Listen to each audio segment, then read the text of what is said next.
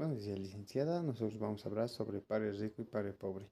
Los que conforman el grupo son Juan Carlos Quiroga Choque, mi persona Cristina Isidra Aranda Poma, Alexander Mumberger Zamora, Mariluz Condori Ramos, Verónica Condori Condori.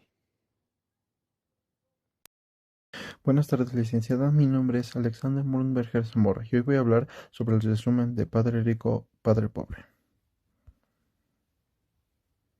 Lo primero que nos enseña este libro es que se debe de aprender a diferenciar en lo que es un activo y un pasivo. Mientras el activo es lo que entra el dinero en mi bolsillo, el pasivo viene siendo lo que sale el dinero de nuestro bolsillo. Por lo que una de las enseñanzas más importantes que esta nos ofrece es que no se debe de concentrarse tanto en cuánto se gana, sino en cuánto se gasta, ya que con el monto ahorrado de lo que se ahorró con el tiempo, se pueden realizar varias inversiones con el fin de que generemos ingresos pasivos, cosa de que no necesariamente debamos de estar presentes ahí para generar dinero, sino que nuestro dinero trabajará por nosotros.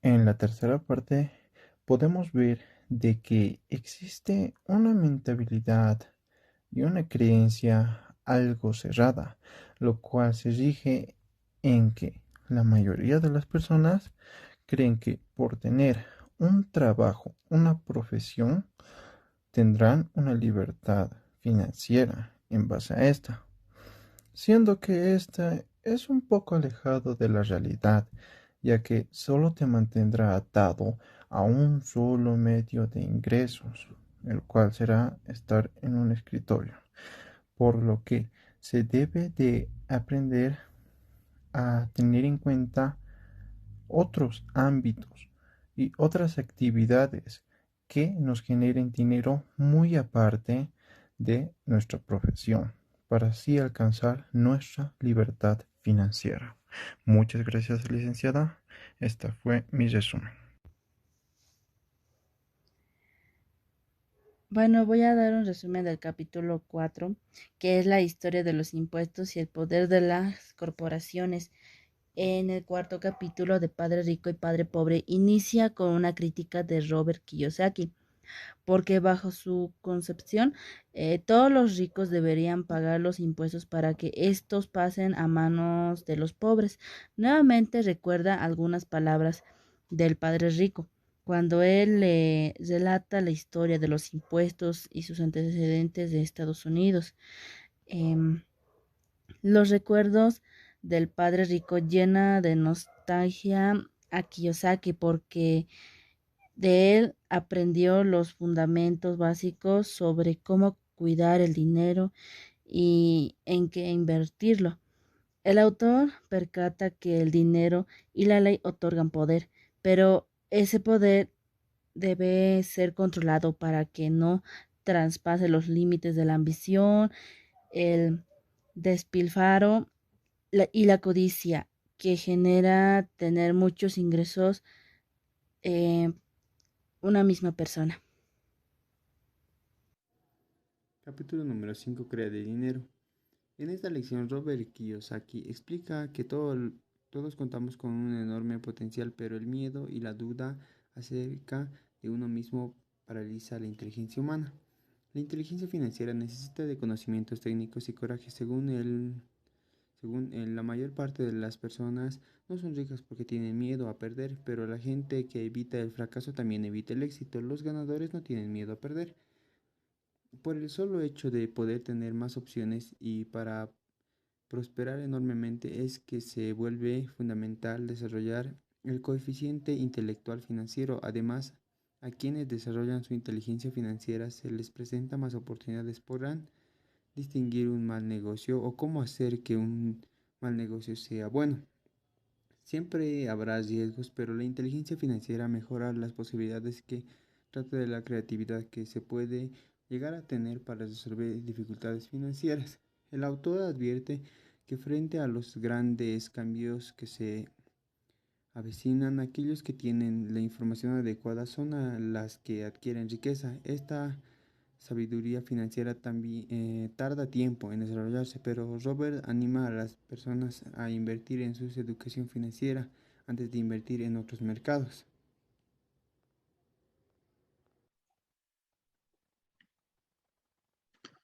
Bien, en el capítulo 6 trabajé para aprender, no para ganar dinero. Eh, Pone en el lugar de la joven periodista y dice que si ella fuera, haría cursos sobre ventas y publicidad. En lugar de trabajar en un periódico, trabajaría en una agencia de publicidad, aun si el salario fuera menor, a la par que aprendería a escribir su novela y de esa forma podría transformarse en una autora de bestseller. La opinión pública defiende de la idea de la especialización. Considera que las personas necesitan especializarse y de esa manera obtendrán más dinero o un acceso. Su padre, educado Andrea, a esa idea, por eso había logrado su doctorado. Su padre rico, en cambio, alentaba a Kiyosaki a hacer lo contrario, saber un poco acerca de mucho. Por esta razón, Robert trabajó durante varios años en distintas áreas de las compañías de su padre rico. Lección 6. La educación a largo plazo es más valioso que el dinero. Si pese al consejo, algunos desean hacer lo que la escuela recomienda e insisten en especializarse. Kiyosaki sugiere entonces trabajar en una compañía que tenga un sindicato para su protección, ya que los sindicatos fueron planeados para proteger a los especialistas. La regla seria. Obtenga una alta especialización e ingrese a un sindicato. Su padre educado jamás creyó que la sobreespecialización fue la causa de la necesidad de protección de los sindicatos. Cuanto más se especializa la gente, más atrapados y dependientes son de su especialidad. Principales habilidades administrativas necesarias para el éxito. La administración de flujo de efectivo. La administración de sistemas, incluyéndote a ti mismo y al tiempo con tu familia. La administración del personal. Bueno, en este caso vamos a hablar sobre el libro Padre Rico y Padre Pobre. Voy a mencionar los capítulos 8, 9 y 10. Bueno, trabajar para aprender. Como ya se había mencionado en anteriores capítulos, uno debe trabajar para aprender y no para ganar. Esto nos da una gran experiencia, la cual futuramente podremos usar en nuestro negocio. Hay muchas maneras de ganar dinero. En la mayoría de los casos que se nos presentan, podemos saber obtener el dinero en diferentes situaciones que se nos vayan presentando día a día. Un ejemplo, bueno, que yo lo he aplicado es cuando estaba en el colegio, que era pasar las tareas, pero no gratis, sino a cambio de dinero, porque al final era mi esfuerzo lo que les estaba pasando. Es un ejemplo chistoso, pero cierto.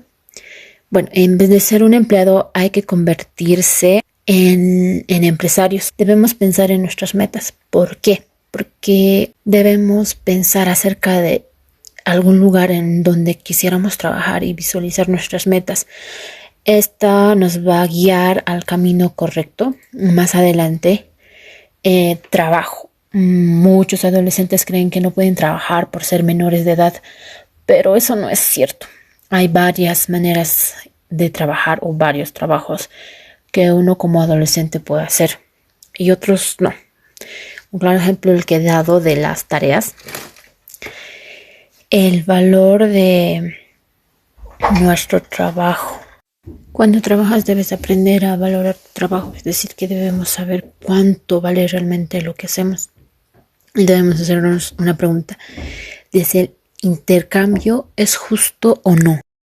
Alcancía. Cuando trabajemos recibiremos un dinero a cambio de eso y ese dinero debemos guardarlo para llegar a usarlo en un futuro y debemos ponerlo en una alcancía.